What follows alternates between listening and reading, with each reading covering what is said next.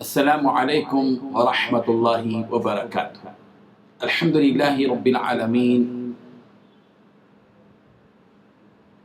الرحمن الرحیم مالک یوم الدین والصلاة والسلام علی اشرف المرسلین محمد وآلہ وصحبہ اجمعین، اما بعد۔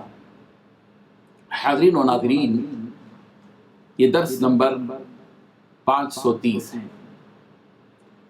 آج سورہ انعام کی آیت نمبر 36 اور 37 36 and 37، ان دو آیتوں کی تلاوت، ترجمہ اور اس کی تشریح بیان کی جائے گی۔ چلیے پہلے ہم تلاوت کرتے ہیں۔ اعوذ باللہ من الشیطان الرجیم، بسم اللہ الرحمن الرحیم۔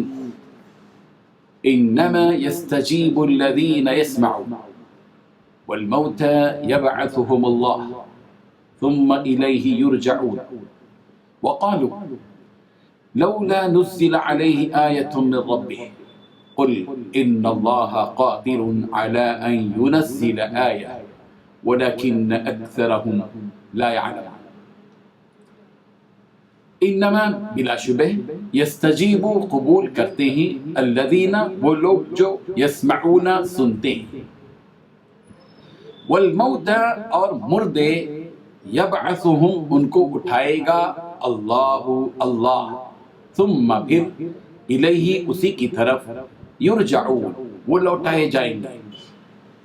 وقالوا اور انہوں نے کہا، لولا کیوں نہیں، نزل اتاری گئی، علیہ اس نبی پر، آیتن کوئی بڑی نشانی، من ربی اس کے رب کی طرف سے، قل کہہ دیجئے، ان اللہ بے شک اللہ، قادر ہے، علی اس بات پر کہ ینزل اتارے، آیتن کوئی بڑی نشانی، ولیکن اور لیکن اکثرہم ان کے اکثر لوگ، لا یعلمون نہیں جانتے، علم نہیں رکھتے۔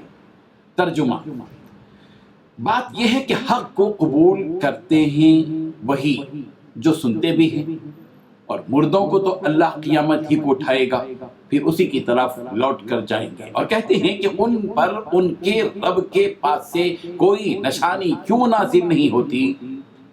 کہہ دو کہ اللہ نشانی اتارنے پر قادر ہے، لیکن اکثر لوگ جانتے نہیں۔ ان دو آیتوں میں 5 باتیں بیان کی گئی ہیں۔ پہلی بات کو وہی قبول کرتے ہیں جو سنتے ہیں۔ دوسری بات، اور مردوں کو اللہ تعالیٰ زندہ کرے گا، پھر اسی کی طرف لوٹائے جاؤ گے۔ تیسری بات، انہوں نے کہا کہ اس کے رب کی طرف سے اس پر کوئی نشانی کیوں نہیں اتاری گئی۔ چوتھی بات، آپ فرما دیجئے کہ بلا شبہ اللہ تعالیٰ اس بات پر قادر ہے کہ نشانی نازل فرمائے۔ پانچویں بات، لیکن ان میں سے بہت سے لوگ جانتے نہیں، علم نہیں رکھتے۔ بزرگان محترم، یہ بات ذہن میں رہے کہ ہر سننے والے، یعنی ہر سننے والا حقیقت میں سننے والا نہیں ہوتا، اس لیے کہ حقیقت میں سننے والا وہ ہوتا ہے جو قبول کرنے کی نیت سے سنے۔ اسی حقیقت کو یہاں بتلایا گیا کہ بات کو وہی قبول کرتے ہیں جو حقیقت میں سنتے ہیں۔ آیت کے اس پہلے جزئیے میں رسول رحمت صلی اللہ علیہ وسلم کو یہ بات بتلائی گئی کہ پیغمبر ہدایت کی جو باتیں آپ ان کو بتلاتے ہیں، ان مشرکین کو، کفار کو، ان میں وہی لوگ آپ کی بات کو مانتے اور قبول کرتے ہیں جو قبول کرنے کی نیت سے سنتے ہیں۔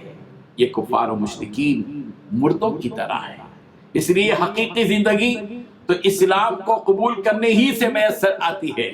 قیامت کے دن اللہ تعالیٰ ان مردوں کو زندہ کر کے اٹھائے گا، اور قیامت کے دن اللہ تعالیٰ ہی کی طرف لوٹائے جائیں گے، تاکہ اللہ تعالیٰ ان کا حساب لے اور انہیں ان کے اعمال کا بدلہ دے۔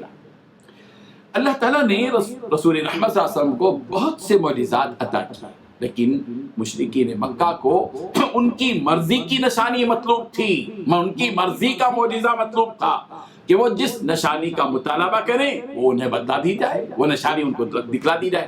یہی اعتراض انہوں نے کیا تھا جس کا تذکرہ اس آیت میں، وَقَالُوا لَوْلَا أُنزِلَ عَلَيْهِ آيَةٌ مِّن رَّبِّهِ، یہ مشرکین یہ کہتے ہیں کہ کیوں محمد پر اس کے رب کی طرف سے کوئی نشانی اتاری نہیں جاتی. یہ بات کی. اس کا جواب اللہ تبارک و تعالی نے فوراً دیا. فرمایا پیغمبر قل کہہ دیجئے ان اللہ قادر علی ان ينزل آیہ. پیغمبر آپ کہہ دیجئے کہ بے شک اللہ تبارک و تعالی اس بات پر قادر ہے کہ وہ جو چاہے نشانی اتارے. لیکن یہ بات ذہن میں رہے کہ اللہ تعالیٰ ان مشرکین کے مطالبے کا پابند نہیں ہے کہ وہ جس نشانی کا مطالبہ کریں وہی نشانی نازل کر دے. اللہ تعالیٰ ان کا کوئی غلام یا نوکر نہیں ہے کہ وہ جو مطالبہ کرے ان کو دے دے. یہ اللہ کی مرضی ہے, اس کی حکمت ہے. اللہ تعالیٰ حکمت والے ہیں, ان کو معلوم ہے کہ کس نشانی کو نازل کرنے میں حکمت ہے اور کس کے نازل کرنے میں حکمت نہیں ہے. ہر چیز کے بھلے برے سے اللہ تبارک و تعالیٰ واقف ہے. وَلَكِنَّ أَكْثَرَهُمْ لَا يَعْلَمُونَ, لیکن یہ لوگ نہیں جانتے, اس کا علم ان کو نہیں ہے. جس چیز کا علم, جس حکمت کا علم, جس مصلحت کا علم اللہ تبارک و تعالیٰ کو ہے, اس کا علم یہ نالائقوں کو نہیں ہے, ان مشرکین کو نہیں ہے جو جاہل قسم کے ہیں, جو مختلف قسم کے مطالبے نبی کریم حضرت محمد رسول اللہ سے کر کے سرکار کو دکھ کرتے ہیں اور آپ کو تنگ کرتے ہیں. اللہ تبارک و تعالیٰ ان حقائق کو سمجھنے کی توفیق عطا فرمائے. وآخر دعوانا ان الحمدللہ. لا الہ الا اللہ.